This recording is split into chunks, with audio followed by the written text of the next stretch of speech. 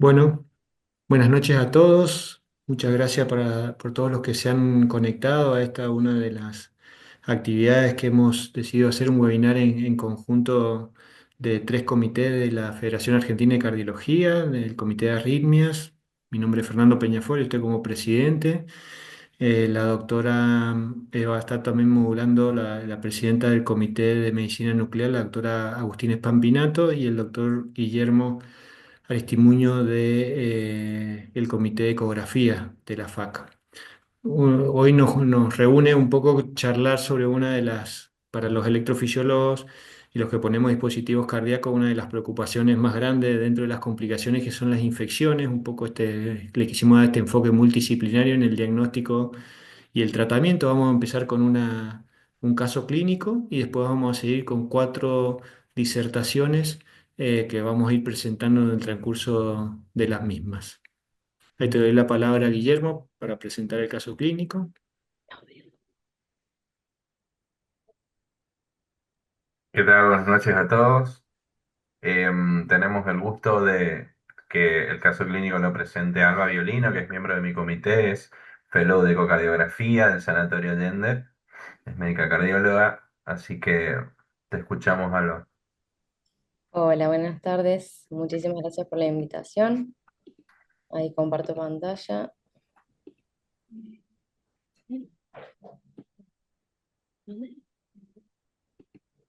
Bueno, voy a ser bastante breve en honor al tiempo a la presentación, pero se trata de un caso clínico que vimos en el sanatorio.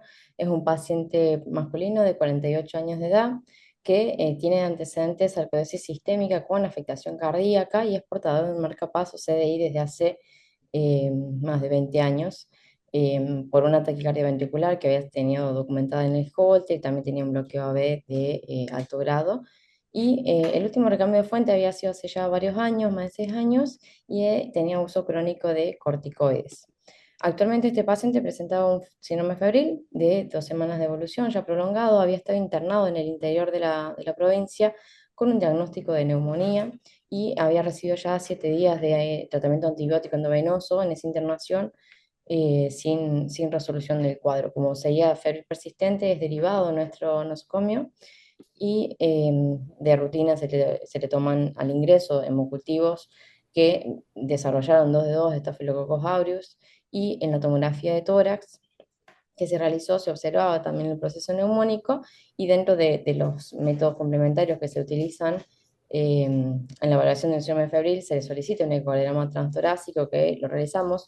Tenía bastante mala ventana apical, por eso pongo directamente la vista subsifoidea, que fue donde nos llamó la atención esta imagen móvil, digamos, en cavidades derechas.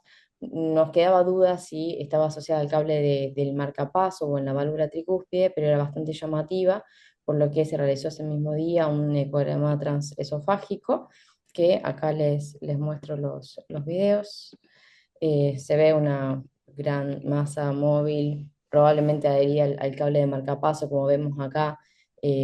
Parecía el catéter ventricular y algo de afectación en la válvula tricúspide también. Y acá se ve una imagen donde se observa también compromiso del cable auricular, aparentemente con una vegetación un poco más pequeña, y sospechamos también compromiso de la válvula tricúspide, que acá se ve un poquito mejor, en el velo anterior y en el septal también. El paciente con estas imágenes fue sometido a cirugía cardíaca para extracción de ese catéter, que acá vemos un video intraoperatorio con esta misma imagen que veíamos en el ecocardiograma, adherido bien al cable de marcapaso con otra vegetación, y se notaba como bien adherido a la válvula tricúspide, que fue bastante difícil la remoción en ese contexto. Después el cirujano que lo operó seguramente ahondará un poco más en detalles. Pero bueno, se hizo un reemplazo de la válvula tricúspide con una prótesis biológica de Eduard Mitres número 33.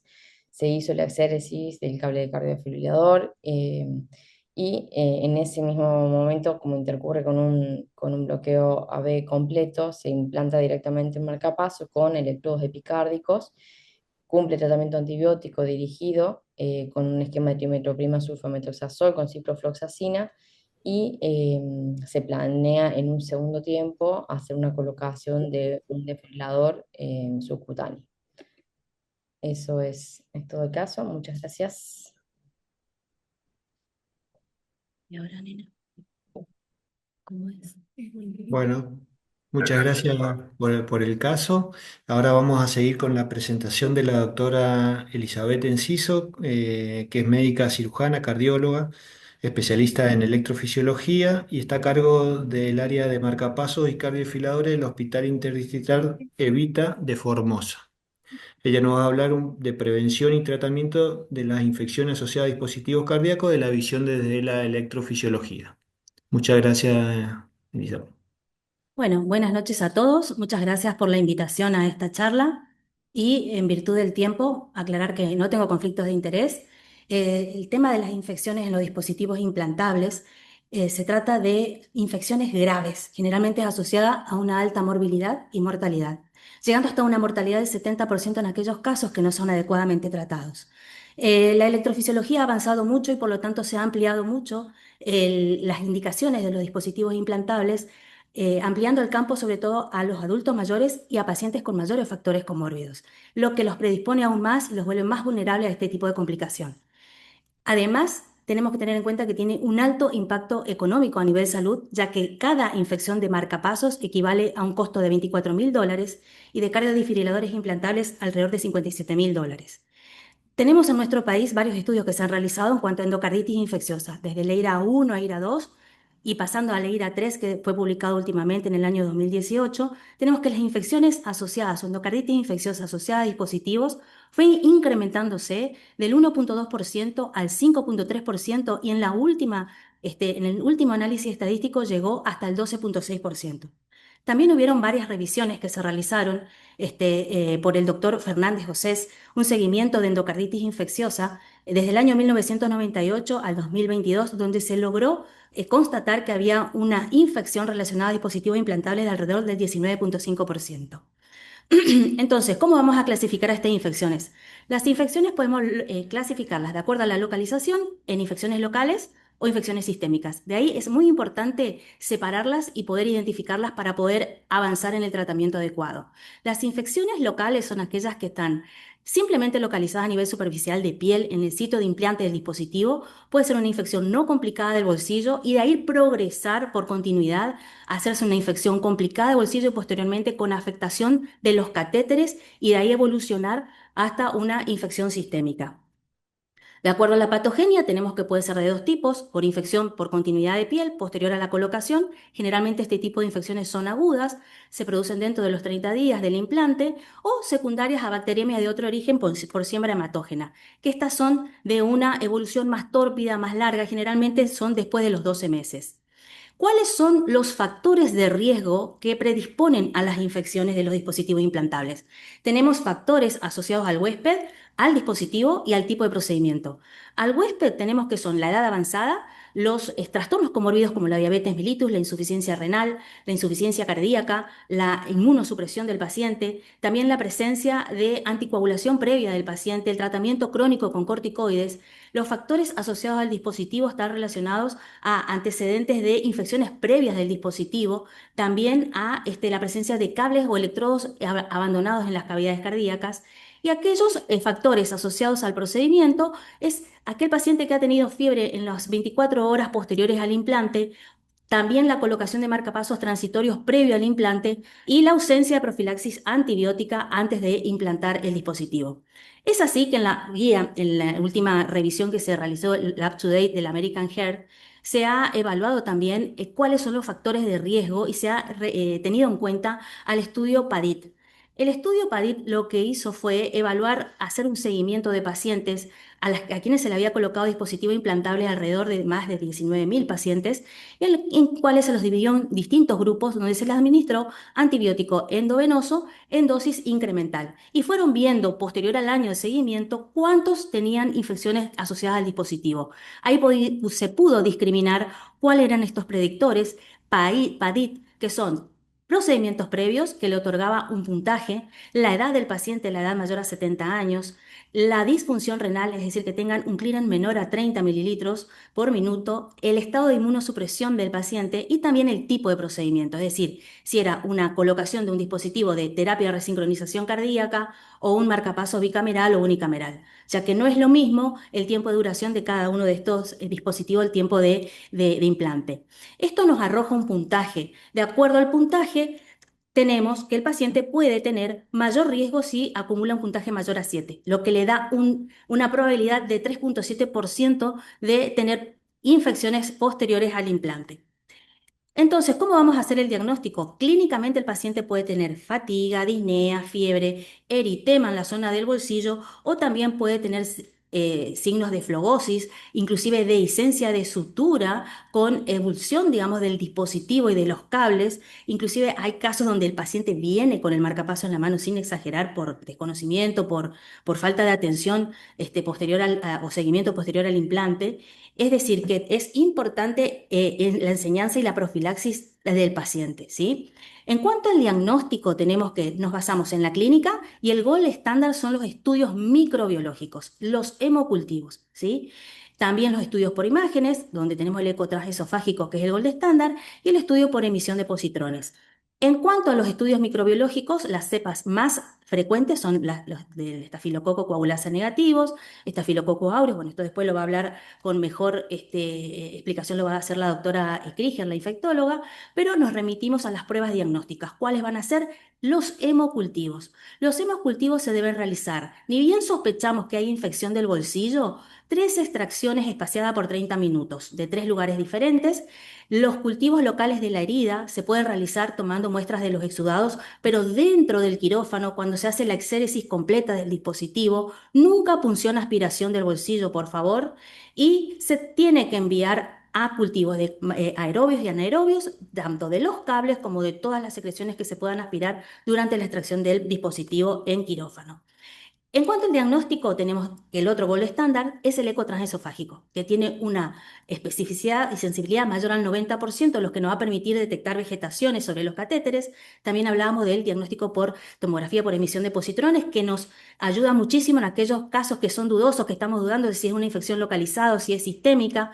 Pacientes que tienen más de 30 días de implantado, ya que antes de ese tiempo no tiene mucha rentabilidad y nos tiene esta capacidad de evaluar todo el cuerpo del paciente y detectar también localizaciones de embolizaciones inesperadas que pueden tener en caso de aneurismas micóticos, infecciones metastásicas y demás.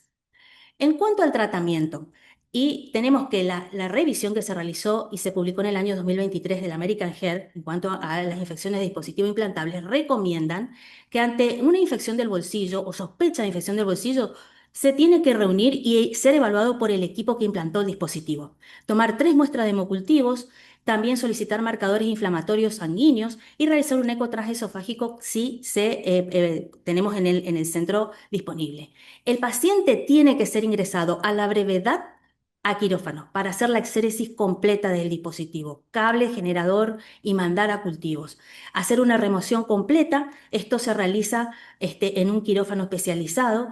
En aquellos casos donde el dispositivo tiene más años, tiene 5 años y se ha detectado una infección asociada a los cables, por ejemplo, en estos casos sí tenemos que recurrir, porque ya hay una fibrosis de los catéteres, a estos catéteres de fijación activa que están fijados al ventrículo derecho, se recurre a la técnica de tracción percutánea, que son estiletes especializados de tracción que ayudan a extraer y a separar el catéter de fijación activa del ventrículo, evitando la ebulsión del mismo, con un 98% de éxito en manos expertas en centros especializados y una mortalidad del 1%. Esto se realiza en quirófano con anestesia general, con control mediante radioscopía y eco transesofágico. Otra técnica que también se puede utilizar es la vaina de disección mecánica rotatoria, que permite ir debridando el catéter del vaso sanguíneo, en este caso de la vena subclavia, a través de donde se introduce este dispositivo. En cuanto a la prevención, tenemos que hacer mucho hincapié a aquellos pacientes de alto riesgo, o sea, todo paciente que es diabético, con insuficiencia cardíaca, insuficiencia renal, con tratamiento crónico con corticoides, en primer lugar, optimizarlos antes del implante. Si el paciente tuvo síntomas de infección previa, fiebre, diferir el procedimiento hasta identificar el foco y tratarlo. Anticoagulación, en cuanto a la anticoagulación, debemos evitar la anticoagulación todo lo que sea compuente con heparina y suspender 24 o 72 horas antes del procedimiento y tratar de dar el anticoagulante posterior a las 72 horas del implante. De esta manera evitamos el desarrollo de hematomas, que es la principal causa de infección en los bolsillos de marcapasos. La profilaxis antibiótica es mandatoria, es decir, la cefazolina 1 gramo 30 minutos antes de la incisión en piel y también es muy útil la utilización de mallas antibióticas, pero sobre todo en aquellos pacientes que tienen factores de riesgo asociados, procedimientos complejos o que han sido sometidos a varios recambios. En cuanto a la profilaxia en primoimplantes y recambio de generadores, si el paciente es ambulatorio, pedir siempre un hisopado nasal ambulatorio para identificar al MARSA. Ahora, si el paciente estuvo internado, por lo menos 48 o 72 horas hay que hacer un hisopado rectal y la cefazolina siempre antes de la incisión de piel en quirófano 1 hora antes, ¿sí? Si el paciente estuvo internado por más de 48 horas, tenemos que tratar de ampliar el esquema antibiótico, que esto lo va a explicar mejor ahora la infectóloga, a antibióticos que cubran gérmenes gram negativos.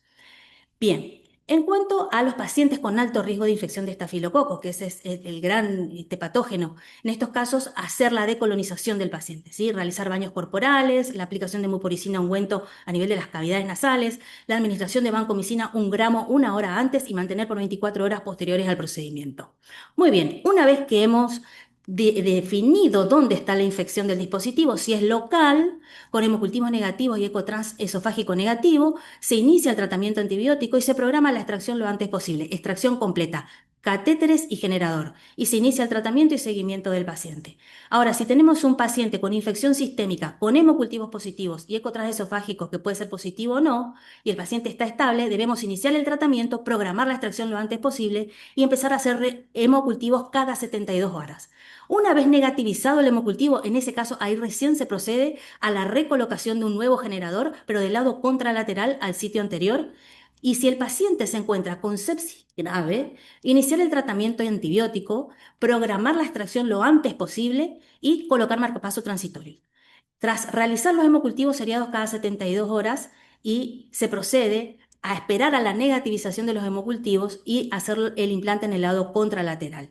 Si hay vegetaciones en las válvulas, tratar por lo menos con un esquema completo de 4 semanas y si las vegetaciones están localizadas solamente en cables, se pueden tratar 2 semanas más. En cuanto a los reimplantes, es prácticamente lo mismo. Cuando hay que reimplantar, dependiendo de si el paciente tiene hemocultivos positivos o ecotransesofágicos positivos, se repiten hasta la negativización y se espera 14 días del último hemocultivo negativo para reimplantar el nuevo dispositivo implantable. Muy bien. En virtud del tiempo voy a acelerar un poquito. Entonces, tenemos que tener en cuenta que el implante del nuevo dispositivo debe realizarse en el lado contralateral, la vena ilíaca o en posición epicárdica, si no se puede, ¿sí? Y en aquellos pacientes donde tienen reinfecciones a repetición, donde no tienen accesos vasculares, es muy útil recurrir a los micra o marcapasos leadless sin cables que tienen el tamaño de una moneda, que se colocan a través de accesos a través de la vena femoral y se fijan por un sistema de fijación en ancla a través del tabique interventricular.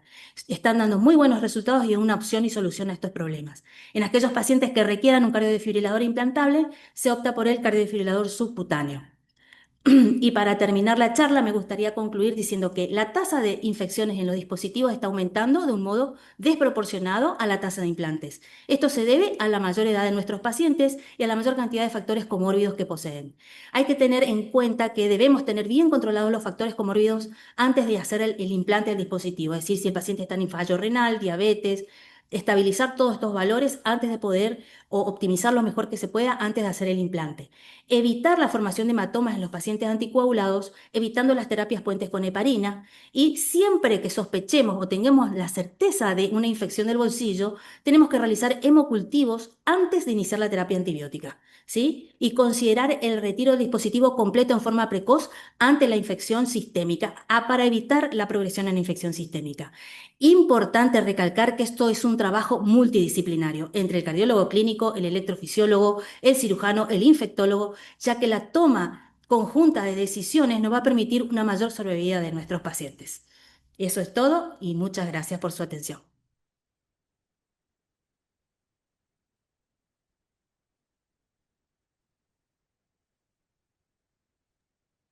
Excelente presentación, doctora. Muchísimas gracias.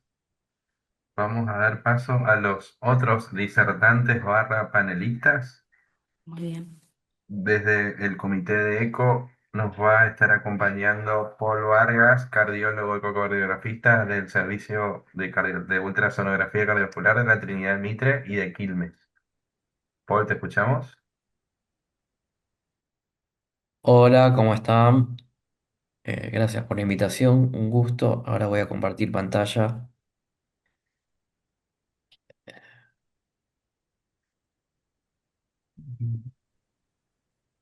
Bien, listo. ¿Se puede observar? Bien, perfecto. Eh, Vamos a hablar sobre la parte de lo que es la infección de dispositivos. ¿Qué claves de diagnóstico ecocardiográfico uno tiene que tener en cuenta? Como en el transtorácico y en el ecotransesofágico. Realmente va a ser algo muy pequeño porque ya en el caso se observó las imágenes que uno puede obtener dentro de lo que es una infección en el dispositivo. Y uno lo que vamos a ver son tips o para diferenciar un poco eh, lo que uno puede observar dentro de lo que es tanto el transtorácico como el ecotransesofágico, si es vegetación o fibrina y realmente... lógico, ayuda también la clínica y los hemocultivos. Recordando que es el enemigo silencioso entre el 0,13% y el 20% de prevalencia de infección de portadores marcapaso y aumenta un 30% la mortalidad asociada sin manejo óptimo. Eh, lo que quiero a ver, la arsenal de diagnóstico, la imagen multimodal de que ahora existe. El primer paso o el primer eslabón de este diagnóstico va a ser el ecocardiograma transtorácico, que es la primera línea. La limitación, como en todo, como es un transtorácico, tiene baja sensibilidad en las prótesis y en la parte de lo que son los marcapasos. Y el ecocardiograma transesofágico es el estándar de oro obligatorio. Si el eco transtorácico es negativo o no concluyente, igual uno sospecha en diagnóstico de infección del dispositivo. Entonces, y después podemos observar también el PET y la tomografía cardíaca, que eso nos puede ayudar. Por lo cual, la ecocardiografía, uno quiere ya como tener imagen multimodal, ya no es suficiente para casos complejos como este. Por ejemplo, acá tenemos un caso que se puede observar en un eje de cuatro cámaras, el dispositivo que es bicameral, que se observa a simple vista, nada, un engrosamiento dentro de lo que es el cable, pero nada que llame la atención. Pero al hacer el eco transesofágico, uno comienza a ver nuevas vistas que uno no puede observar tanto en el ventrículo derecho como en este caso que ustedes observan acá, dentro de lo que es el cable, una vegetación filamentosa, grande, está adherida al cable, por lo cual eso hace mucho diferenciar la cuestión de vegetación a diferencia de trombos. En los nuevos utensilios avanzados dentro de la ecocardiografía, uno puede observar el eco 3D, como en el caso, acá se puede bastante, mucho mejor, a eso me refiero, se ve el adherido, tanto la vegetación en el cable del marcapaso, que ustedes pueden observar, bueno, refiere, es muy engrosado, no es filamentoso, es muy largo y uno puede pensar de que en esas características realmente es más vegetación que fibrina. ¿Eh? Lógico que uno cuando tiene la duda va a llegar al PET a ver si esto, los casos difíciles para tomar decisiones o no. Y dentro de nosotros como ecocardiografistas vemos esta dificultad de uno ver vegetación versus trombo, versus fibrina, uno no puede identificar muy bien porque lamentablemente nosotros vemos imágenes y no sabemos realmente eh, el tejido que estamos observando. Entonces, dentro de la diferencia, para los que hacen ecografía, uno ve que tiene que ser heterogéneo, la densidad variable con la cronicidad, y en el trombo, también en lo que es la hebra de fibrina, es más homogénea y la densidad es baja o intermedia, en diferencia de la vegetación. Los bordes de la vegetación son irregulares en coliflor, como pudimos observar tanto en los dos casos, son más grandes, irregulares, mientras que el trombo hebra y de fibrina son lisos, laminares en forma de vela. La movilidad es una oscilación caótica, es decir, es muy independiente del cable, por lo cual eso también nosotros observamos bien en el eco transesofágico, de que si uno observa un material que posiblemente sea vegetación, la movilidad no es acompañado al cable que se observa.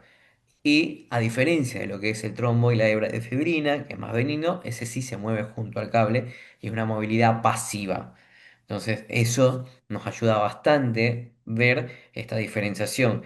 La adherencia dentro de lo que es la vegetación es fija en un punto que protruye hacia la luz, mientras que el trombo, la hebra de fibrina, que es benigno, es adosado longitudinalmente al cable.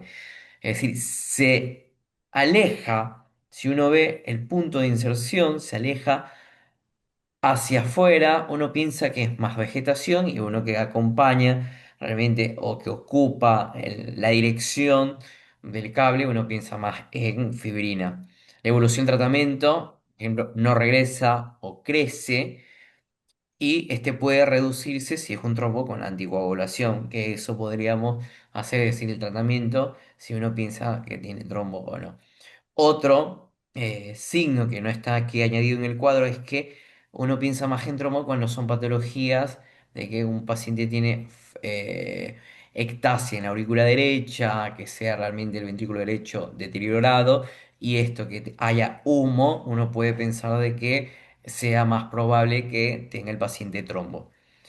Y yendo a la parte multimodal, los hemocultivos, dentro de lo que es, tienen que ser positivos y, como sabemos todo, en el PET la captación tiene que ser, si es vegetación, si no, no captaría.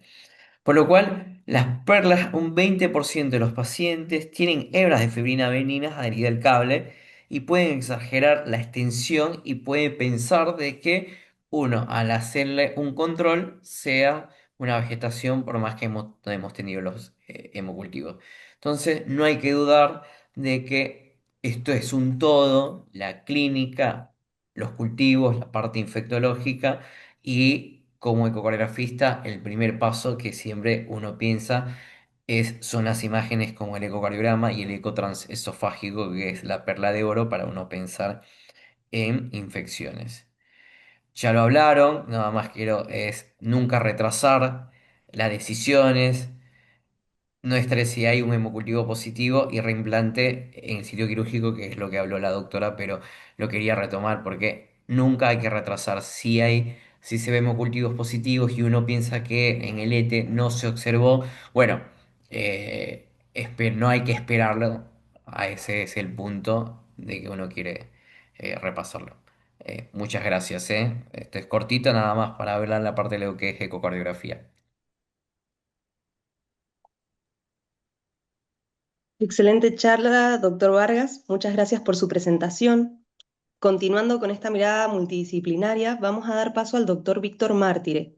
Él es consultor en cardiología y medicina nuclear del Centro PET-CT CITEC de La Plata, expresidente de la Sociedad de Cardiología de La Plata, miembro de la Federación Argentina de Cardiología y exdirector y asesor del Consejo de Cardiología Nuclear de la SAC.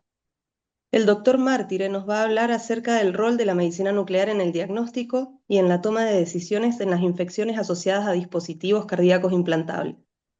Víctor, muchas gracias por acompañarnos. Te damos la palabra si estás listo. ¿Escuchan bien? Sí, perfecto. Perfecto. Ahí voy a compartir. Muchísimas gracias.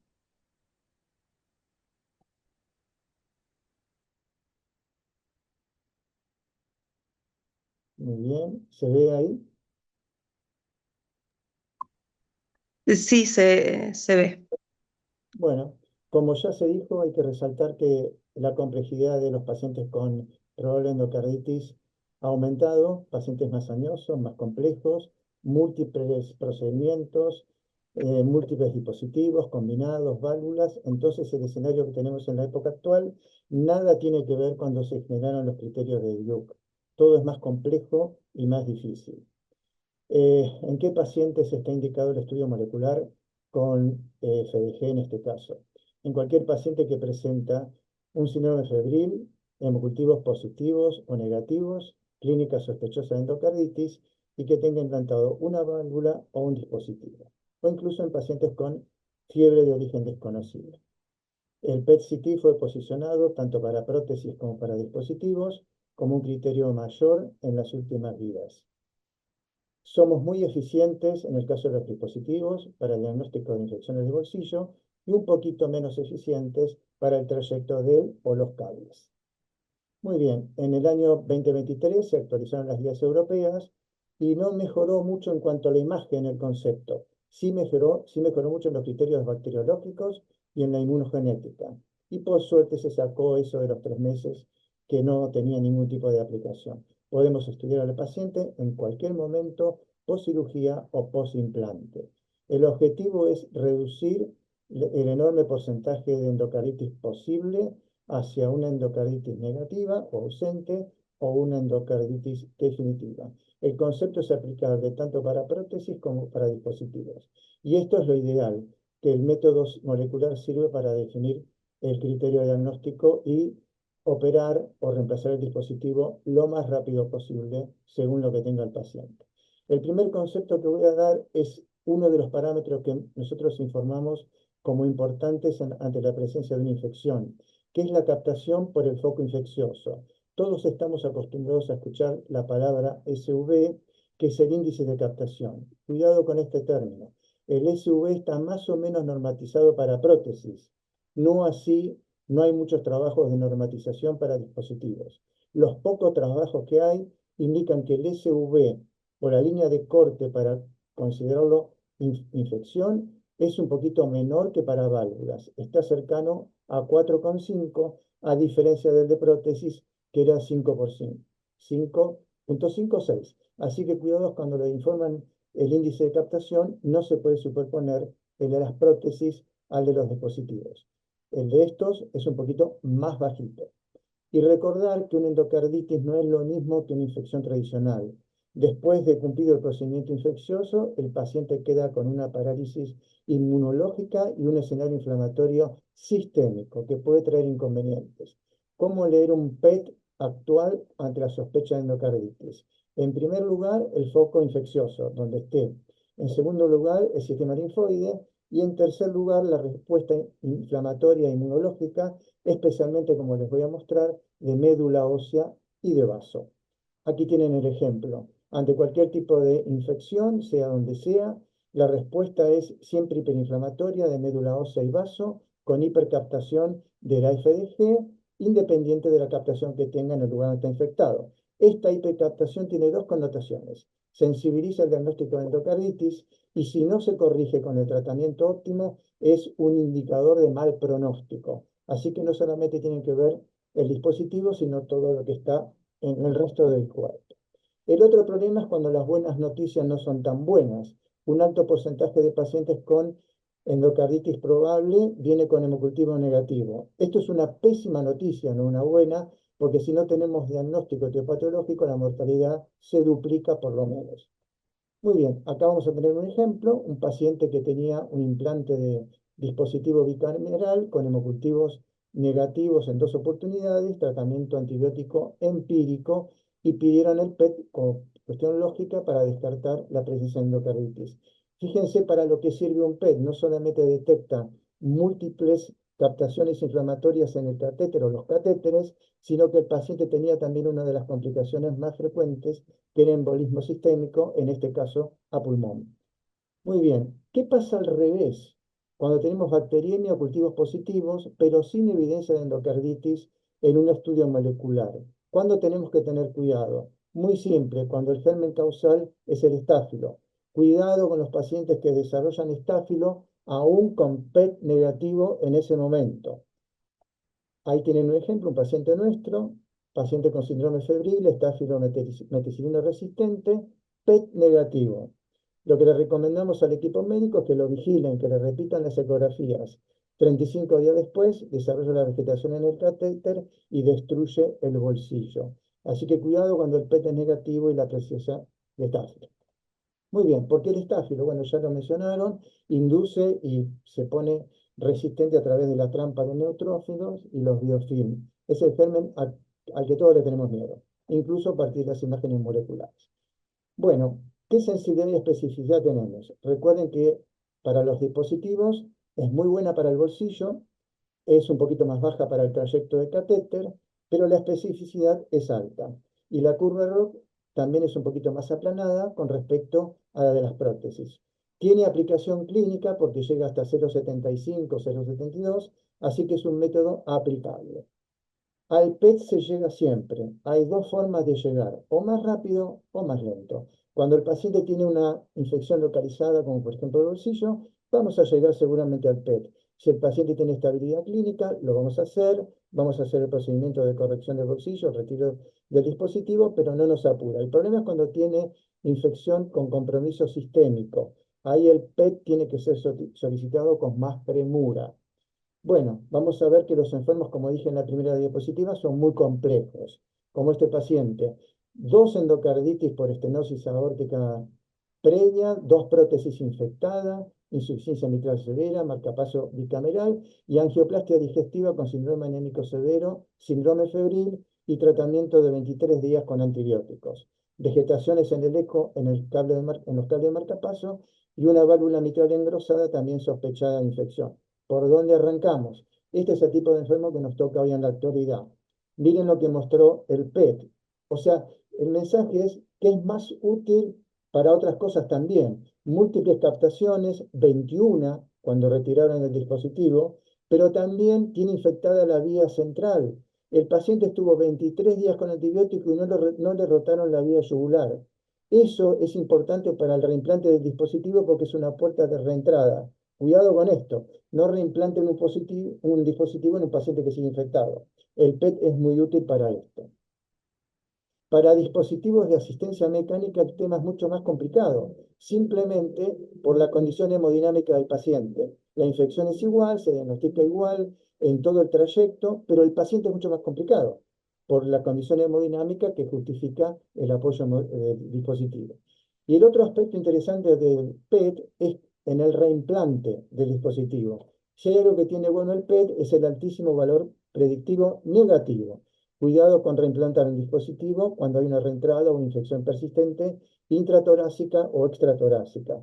Un PET negativo certifica que el paciente, junto con los otros criterios, no está infectado y podemos reimplantar el dispositivo nuevo con mucha tranquilidad. El otro problema es no mirar al paciente con el ojo de la especialidad, sino que el PET es una imagen molecular clínica, integral. Ejemplo, paciente con una prótesis aórtica, con un resincronizador, síndrome febril, en diálisis, tenía una poliquistosis hepática y renal que justificaba la insuficiencia renal y le pidieron correctamente al PET para diagnosticar endocarditis. El paciente no tenía ninguna endocarditis, tenía uno de los quistes hepáticos infectado con flora multibacteriana. Y la diapositiva también sirve para mostrar lo que le dije. Miren la columna y el vaso, cómo son hipercaptantes, la respuesta mieloide en función de la infección grave que el paciente tenía. Y el futuro del PET va a ser buscar radiofármacos para gérmenes específicos. En el futuro, para cada tipo de gérmenes, seguramente vamos a tener un radiotrazador distinto y no la FDG, que si bien es la que utilizamos actualmente, es inespecífica. Bueno, muchas gracias. Bueno, muchas gracias, doctor.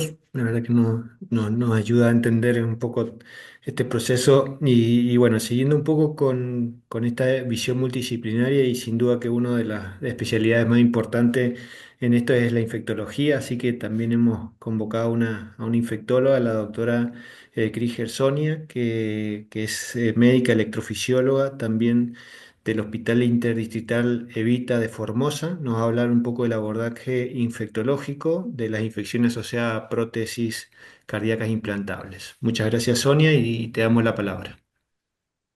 Buenas noches a todos. Muchas gracias por la invitación, en especial a la doctora Enciso que me tuvo en cuenta para esta presentación.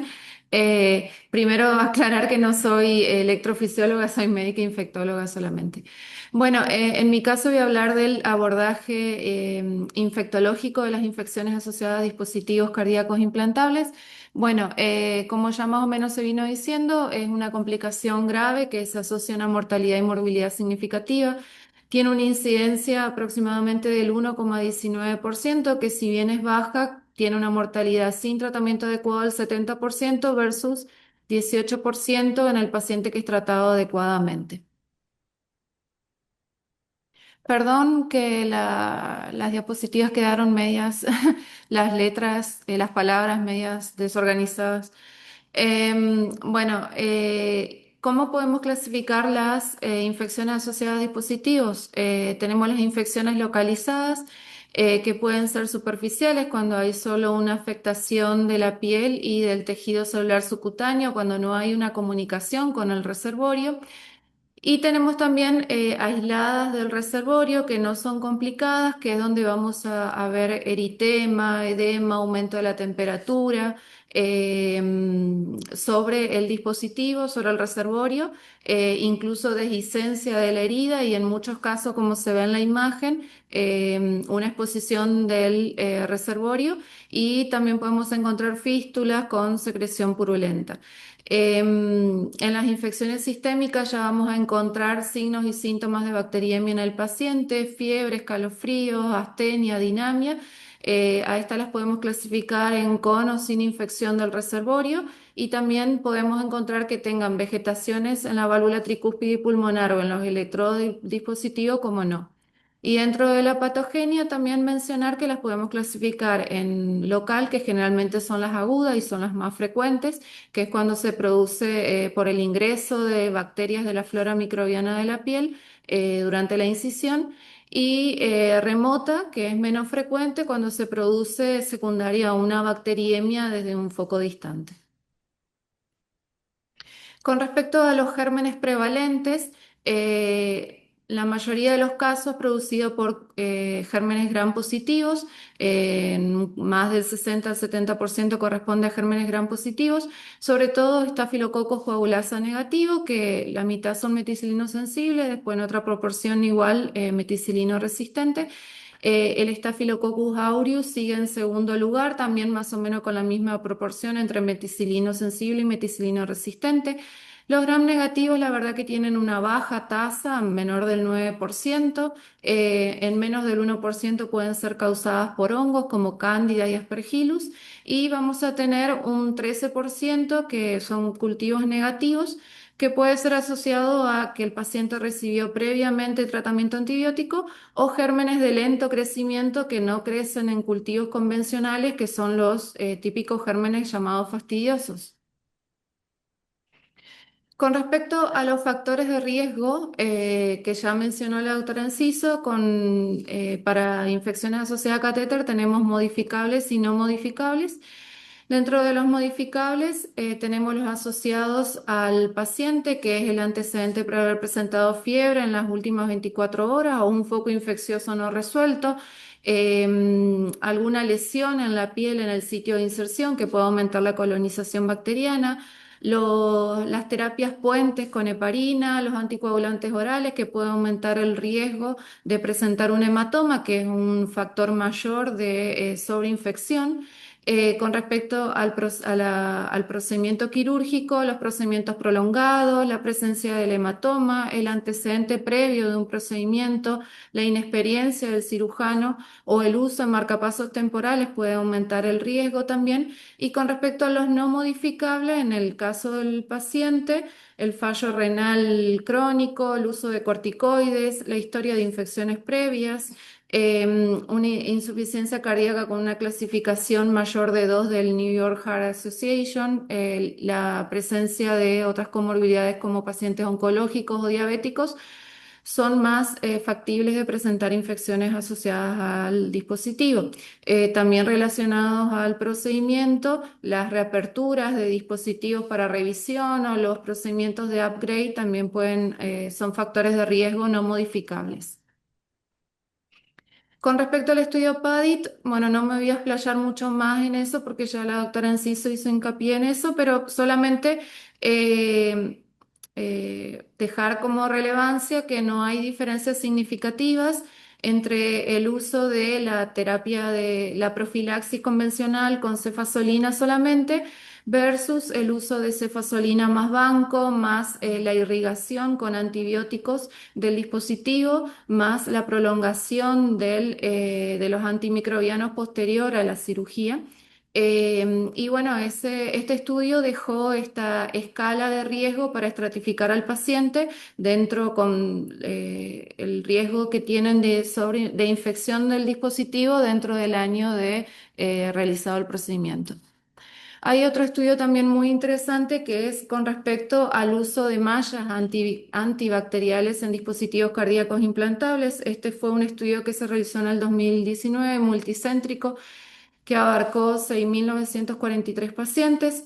En este caso se usó mallas antibacteriales que liberan antibióticos. Los antibióticos usados fueron rifampicina y minoxiclina durante los 7 días posterior al procedimiento, con una reabsorción de la malla entre 8 a 12 semanas posteriormente. El endpoint primario de este estudio fue la presencia de infección que llevó a revisión o a retiro del dispositivo, la prolongación de la estadía hospitalaria asociada al uso de antibióticos y muerte. Bueno, en el caso del grupo control, en el pool de pacientes se vio que hubo el endpoint primario ocurrió en 42 pacientes versus 25 pacientes en los pacientes que presentaron la malla antibacterial, lo que da una incidencia de 1,2% versus 0,7% de incidencia de infecciones, lo que da una diferencia bastante significativa como ventaja en el uso de estas mallas. Lo que sí, para aclarar, esta ventaja se vio sobre todo en pacientes de alto riesgo, que fueron pacientes que requirieron de procedimientos de upgrade o de revisión del dispositivo. No se vio esa diferencia en pacientes que no eran de alto riesgo. Bueno, después les quería traer acá la guía de la SADIE, la Sociedad Argentina de Infectología, en cuanto a la profilaxis antibiótica. La profilaxis antibiótica es sumamente importante en estos pacientes, ya que reduce en un 70% el riesgo de infección. No solo es tener en cuenta el tipo de antibióticos también, sino el momento a realizar y la dosis a realizar. Acá lo que buscamos siempre cubrir son, sobre todo, Staphylococcus aureus. Nos enfocamos en el Staphylococcus aureus meticilino sensible. Para eso se usa la cefazolina, una dosis de 2 gramos como monodosis, 30 a 60 minutos previo a la cirugía para asegurar unos buenos niveles del antibiótico durante la incisión. En pacientes que tienen riesgo de Staphylococcus aureus meticilino resistente, aparte de la cefazolina, agregamos vancomicina como monodosis, 1 gramo que se administra de 90 a 120 minutos previos. Siempre a la vancomicina, o sea, agregarle siempre la cefazolina, ya que la vancomicina para la profilaxis del Staphylococcus aureus meticilino sensible es una alternativa, por eso siempre tenemos que hacer los 2 antibióticos. En el caso de alergia severa beta-lactámico es vancomicina. Los pacientes con riesgo de estar colonizados con Staphylococcus aureus meticilina resistente son los pacientes diabéticos, insulino requirientes, pacientes con uso de drogas endovenosas, enfermedades crónicas de la piel como la psoriasis también aumentan la colonización, los pacientes en diálisis o los pacientes que sabemos que están colonizados previamente con Staphylococcus aureus. En todos los pacientes es sumamente importante el screening, buscar los pacientes que están colonizados para Staphylococcus aureus, porque estos pacientes que están, pacientes portadores con Staphylococcus aureus, tienen 7 veces más probabilidades de desarrollar infecciones asociadas a dispositivos que el paciente que no está colonizado. Por eso tenemos que buscarlos a través del hisopado nasal y en el caso de que sean positivos, descolonizarlos con baños de clorexidina más mupirocina de 5 a 7 días previos a la cirugía. No se recomienda, ¿sí?, la descolonización cutánea o nasal sistémica sin cribado para el Staphylococcus aureus, o sea, realizarle a todos los pacientes porque también tenemos el riesgo de generar resistencia al estáfilo de la mupirocina. Otra cosa que quería aclarar acá, que ante procedimientos odontológicos en un paciente que ya tiene un dispositivo, ante procedimientos odontológicos, gastrointestinales, urinarios, respiratorios, no está indicado realizar una profilaxia antibiótica porque está demostrado que tiene bajo riesgo de infección. Y lo que quería agregar, también no quería olvidarme, es el uso de antisépticos, ¿sí? En estas cirugías está demostrado que tiene mayor beneficio el uso de clorexidina alcohólica al 2%, clorexidina jabonosa al 4% en los baños prequirúrgicos y en la antisepsia en la cirugía antes que la iodopovidona. Uno, porque tiene un efecto residual más prolongado que la iodopovidona, y otro también asociado a que cubre mejor cocos gram positivos.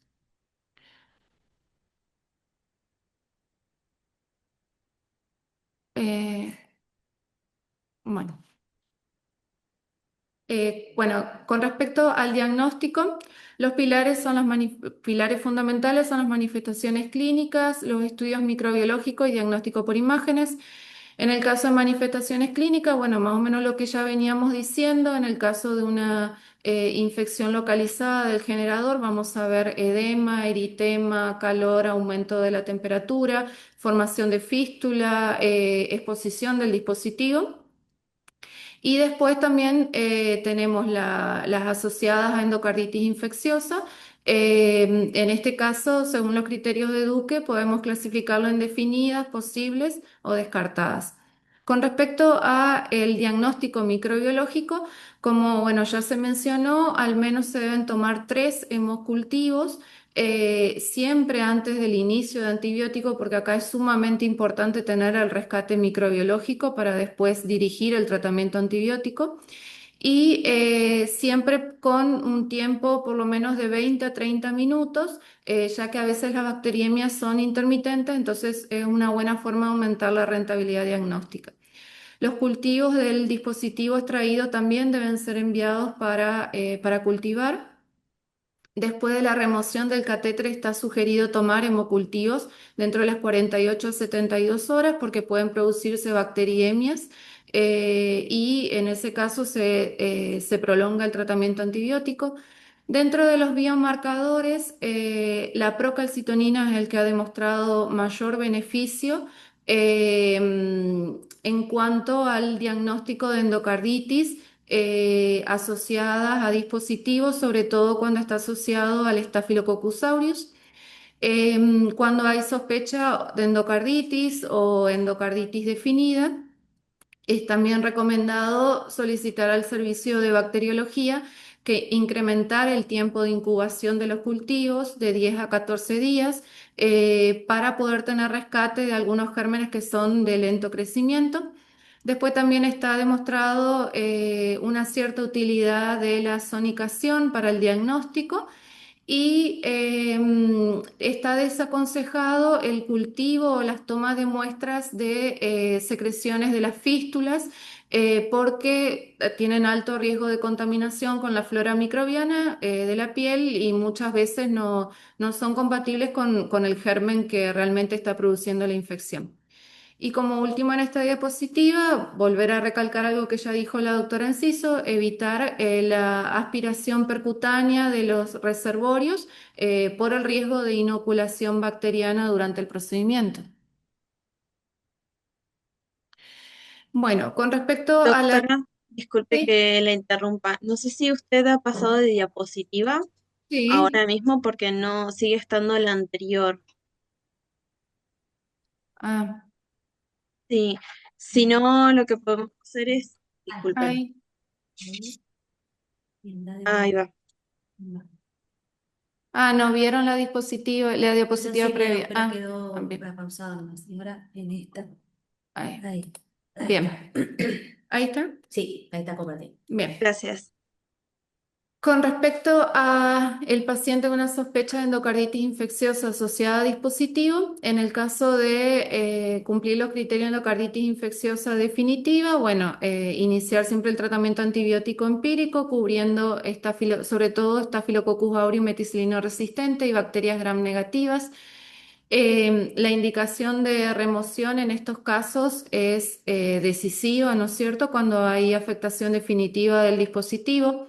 También se sugiere la extracción del dispositivo en casos donde hay una endocarditis infecciosa que por criterios es posible, pero en pacientes que continúan con bacteriemias y fungemias, a pesar del tratamiento antimicrobiano, persisten con cultivos negativos, también está sugerido la extracción del dispositivo. En el caso del tratamiento antibiótico en un paciente que no tiene vegetaciones ni Staphylococcus aureus, el tratamiento antibiótico es 2 semanas.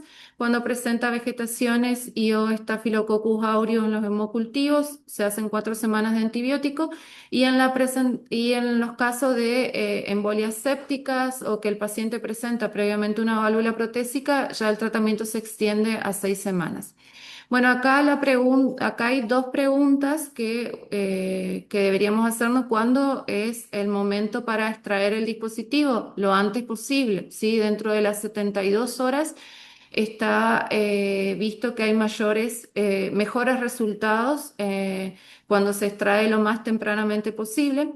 Y con respecto al tiempo óptimo para la reimplantación, si bien las evidencias no son muy claras en el momento adecuado para reimplantar, lo ideal es tratar de diferir lo más posible hasta que el paciente tenga resuelto todos los signos y síntomas de infección. Siempre recomendar el implante, la colocación en una zona distante a la del generador previo. Y en los pacientes donde no se constataron vegetaciones a través de métodos de imágenes, eh, esperar a que los hemocultivos por lo menos sean negativos durante al menos 72 horas para implantar, y en aquellos pacientes donde se visualizaron vegetaciones, esperar por lo menos 2 semanas de cultivos negativos para hacer el reimplante. Con respecto al tratamiento empírico, en el caso que iniciaríamos tratamiento oral, sí, vía oral, sería en el caso de una infección superficial incisional, donde no vamos a tener síntomas sistémicos. Ahí se puede hacer un ciclo de 7 a 10 días de antibiótico, cubriendo sobre todo Staphylococcus aureus. Se puede usar amoxicilina clavulánica, una dosis estándar de 1 gramo cada 12 horas. Y en el caso de un paciente con alta prevalencia de Staphylococcus aureus meticilino resistente o que sepamos que el paciente está colonizado, agregar TMS, clindamicina o doxiciclina. En el caso de infecciones del reservorio aisladas con cultivos negativos, así como también cuando tenemos cultivos en pacientes con endocarditis, el tratamiento antibiótico empírico sobre todo es con vancomicina, cubriendo Staphylococcus aureus meticilino resistente. La alternativa es la daptomicina. Algunas guías sugieren cubrir también gram negativos. Hay otras guías que ponen que no lo ponen como para el inicio cubrir gram negativos. Pero, por ejemplo, esta guía de la Sociedad Americana sí recomienda agregar cefalosporinas de tercera generación, en este caso como ceftriaxona o gentamicina, cubriendo gram negativo, porque la verdad que la prevalencia es muy baja, menor del 9% de gérmenes gram negativos. Bueno, después el otro tema es el rol de la terapia supresiva antibiótica vía oral en aquellos pacientes que no son candidatos para retiro del dispositivo, sí que son pacientes con mayores comorbilidades, que tienen mayor riesgo de extracción del dispositivo o una expectativa de vida limitada, así como también en aquellos pacientes en los que no se puede retirar el dispositivo completo. Estaría justificado iniciar un tratamiento antibiótico vía oral posterior a hacer un régimen antibiótico endovenoso de 4 a 6 semanas en un paciente que se encuentra estable clínicamente con cultivos negativos. Pero bueno, estas son todas decisiones que se toman de forma individualizada, dependiendo del germen, dependiendo de la sensibilidad antibiótica y de la biodisponibilidad oral que tenga el antibiótico, los antibióticos que podamos usar. Y como último, para resumir las recomendaciones de la Sociedad Europea de Cardiología, se recomienda la profilaxis antibiótica contra Staphylococcus aureus para el implante de dispositivos. Está recomendada el ecocardiograma transtorácico y transesofágico en caso de sospecha de endocarditis asociada a dispositivo para identificar vegetaciones. Se recomienda, como dijimos, la extracción completa del dispositivo sin retraso para pacientes con endocarditis infecciosa asociada a dispositivo. Obtener 3 grupos de muestras para hemocultivo separados por lo menos 30 minutos antes de iniciar el tratamiento antibiótico empírico. Si está indicado el reimplante de un dispositivo, esperar el mayor tiempo posible hasta la resolución de los signos y síntomas de infección en el paciente. En el caso de que no se constaten vegetaciones, 72 horas de hemocultivos negativos esperar, y en el caso de donde se visualizan vegetaciones, por lo menos 2 semanas de tratamiento antibiótico con cultivos negativos. Se considera también el retiro completo del sistema en el caso de bacteriemias o fungemias, después de que se realizó un ciclo de tratamiento antimicrobiano y persiste con cultivos positivos. Considerar la prolongación del tratamiento antibiótico hasta 6 semanas en pacientes que tienen embolias sépticas o que tengan previamente ya una válvula protésica. Considerar el uso de mallas antibacteriales en pacientes con riesgo alto que se someten a un reimplante de un dispositivo para disminuir el riesgo de infección. Y no se recomienda, por último, la extracción del dispositivo tras solo un hemocultivo positivo si no hay otra evidencia clínica de infección en el paciente. Bueno, muchas gracias por su atención. Muchas gracias, doctora Kringer, por su disertación.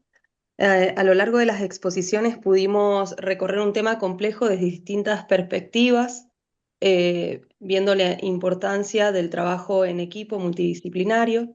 Ahora vamos a abrir el espacio de discusión con 2 panelistas expertos que aportan miradas muy complementarias. Primero los voy a presentar a ambos y luego le daremos la palabra para sus aportes y preguntas. Invitamos también a quienes nos acompañan a enviar sus preguntas por el chat, que se podrán leer luego de la participación de los panelistas. Nos acompaña el doctor Marcelo Figueroa, que es médico cirujano, especialista en cirugía cardíaca y jefe del servicio de cirugía cardiovascular del Sanatorio Allende. Y también la doctora Noel Carrizo, cardióloga, especialista en electrofisiología, staff del Hospital Español y Santa Isabel de Hungría de Mendoza. Los invitamos a compartir sus aportes o preguntas a los disertantes. Muchas gracias. Bueno, buenas tardes. ¿Se escucha? Sí, se escucha. Sí, bueno, muchísimas gracias primero por la invitación. La verdad que muy interesante y sobre todo el abordaje multidisciplinario que requiere esta patología cada vez más en aumento, aumenta el número de indicaciones de dispositivos, aumenta evidentemente el número de infecciones y sobre todo, bueno, se ha demostrado y lo han mostrado ustedes a lo largo de las presentaciones el abordaje multidisciplinario de esta patología. Con respecto al caso que presentó en primera instancia la doctora Violino, el paciente con múltiples antecedentes, con múltiples comorbilidades, ¿cierto? Una sarcoidosis operado en múltiples órganos, evidentemente una infección asociada a un dispositivo implantado hace mucho tiempo, con compromiso en este caso de la válvula tricúspide. Esto lo convierte al caso en una emergencia médica, por lo menos en nuestro servicio la evaluación es evidentemente conjunta con el servicio de electrofisiología. En este caso el paciente, aparte de las imágenes que eran bien visibles en la ecocardiografía, presentaba otras imágenes en los cables y presentaba además un absceso en el anillo tricuspideo entre la valva septal y la valva posteromedial, que requirió un debridamiento y la colocación de un parche de pericardio autólogo y evidentemente un reemplazo valvular tricuspideo. Este paciente, como dijo la doctora Violino, era un paciente que tenía un cardiofibrilador bicameral. En los casos estos nos vemos, no necesitaba el marcapaso, pero en estos casos nos vimos obligados a, bueno, a implantar una válvula protésica biológica en posición tricúspidea y electrodos epicárdicos, que fueron implantados en el mismo acto con un bolsillo realizado a nivel del hemiabdomen superior. Estos son casos que después de la discusión con los electrofisiólogos y los infectólogos se decide hacer esto, ¿cierto? Son medidas extremas, un paciente joven que, bueno, afortunadamente, evidentemente estos pacientes requieren 6 semanas aproximadamente de antibiótico endovenoso, son tratados como una endocarditis. En nuestro servicio y como dije, en total acuerdo con los electrofisiólogos, somos muy agresivos y con los infectólogos somos muy agresivos. Decidimos la remoción inmediata cuando hay mínima sospecha de infección de alguna de las válvulas, ¿cierto? O pulmonar o tricúspide. Son evidentemente también diferentes las presentaciones cuando el caso es de un bolsillo y la infección de bolsillo y la infección es precoz, eso está relacionado muchas veces con el acto quirúrgico, con algunas medidas perioperatorias. Eso se maneja de otra manera, pero cuando hay vegetaciones en los cables o en una válvula son tratados como una endocarditis y constituyen una emergencia médica. Así que eso, muchísimas gracias entonces nuevamente. La verdad que todo, la ecocardiografía, la tomografía por medición de positrones, todo son excelentes eh, ayudas para orientarnos hacia un tratamiento definitivo de esto, ¿no? Bueno, muchas gracias por permitirme participar. La verdad que estuvo súper enriquecedoras todas las charlas, así que gracias también. Yo quería hacer unas preguntas al doctor Martiré sobre el PET-CT, si había tenía experiencia en cuanto a infecciones de bolsillo, o en realidad bolsillo doloroso, que se haya hecho PET-CT, cómo le ha ido con eso. Y después en esto que comentaba que se podía hacer como el control, o sea, que el PET-CT nos diera negativo, las imágenes de eco también, con hemocultivos negativos o positivos, y que sea la fuerte sospecha de infección asociada a dispositivo, si por ahí sería conveniente repetir el PET-CT en qué tiempo cuando las imágenes nos siguen dando negativas, el eco. Sí, correcto. Con respecto al bolsillo, es más sencillo. Como lo dije, somos muy eficientes. Ahí no hemos tenido grandes inconvenientes. Con respecto al trayecto del cable, sí, por eso baja la sensibilidad, especialmente porque no se puede, lo mismo que le pasa al eco, monitorear todo el trayecto del cable. Lo que nos ha pasado con el cable es que vemos menos cuando es positivo de lo que el paciente tiene. A modo de ejemplo, el paciente que mostré, informamos 7 captaciones y tenía 21. Es decir, cuando es positivo ya más o menos tenemos la certeza, pero baja la sensibilidad porque no podemos monitorear todo el trayecto. Con respecto a cuando el PET es negativo, hay dos circunstancias. El estafilococo como germen causante, como lo mencioné, hay que monitorearlo, no digo que le hagamos un PET de nuevo a la semana, eso no, sino monitorearlo con eco y vigilarlo clínicamente, repetir los cultivos porque el estáfilo es muy traicionero y posiblemente le hicimos el PET en un momento que todavía no tenía una vegetación desarrollada. Y después para repetir el PET, si se resuelve clínicamente, infectológicamente, no es necesario en todos los casos hacerlo. El problema está que nos ha tocado casos que han reimplantado el dispositivo y no se había hecho previamente el monitoreo de un foco infeccioso persistente, como mostré en el cuello, en la vía yugular que el paciente tenía infectada.